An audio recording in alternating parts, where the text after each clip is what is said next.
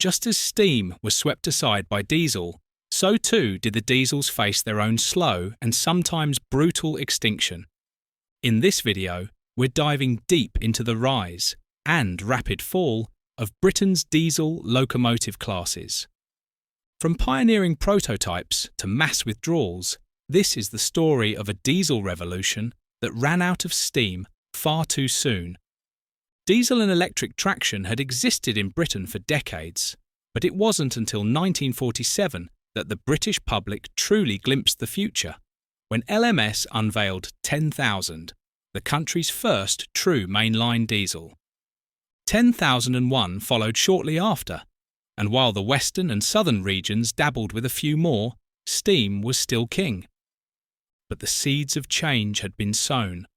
After nationalisation in 1948, BR continued with standard steam designs, but behind the scenes, plans were already underway for a system-wide transformation.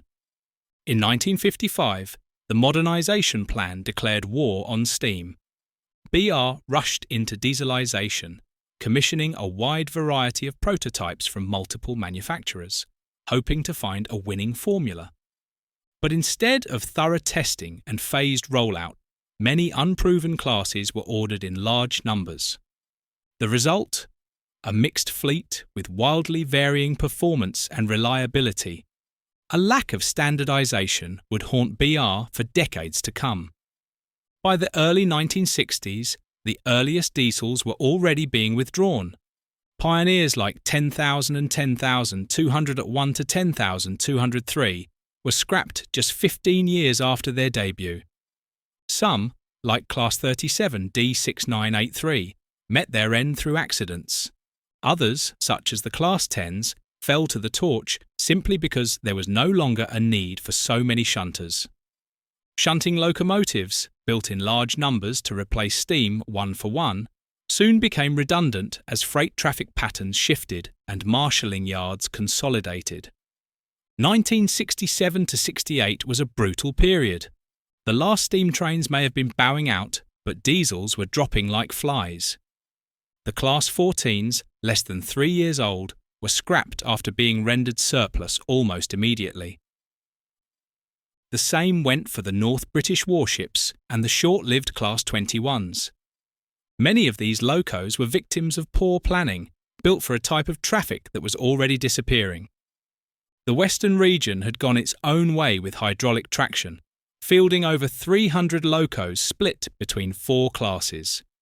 But by the early 70s, BR had had enough. The Class 22s vanished by 1972. The Warships followed, and by the end of 1972, only a quarter of the HIMEX remained. Swindon Works became a graveyard for hydraulics.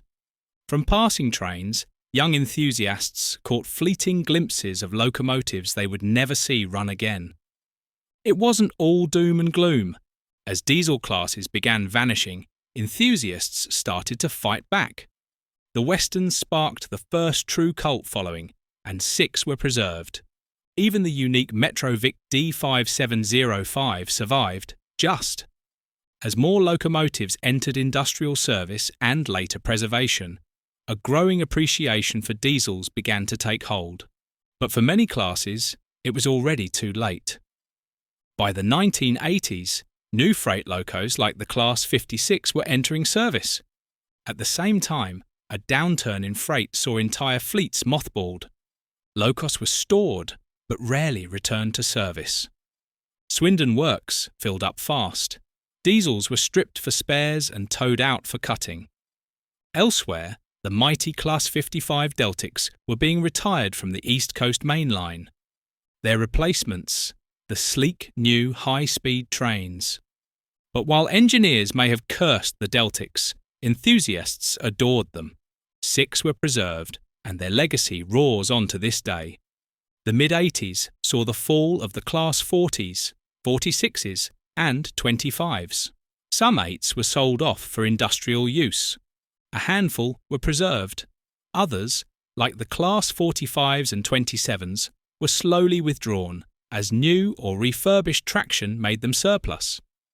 Even once untouchables like the Class 47s weren't safe. By the late 80s, British Rail's fleet was shrinking fast, and the days of large-scale diesel operation were drawing to a close. Electrification, sectorisation, and cost-cutting meant more cascades, more storage, and more withdrawals. The mighty fleets that once hauled Britain into a new era of modernisation were now dwindling. Today, many diesel types exist only in museums and preservation sites.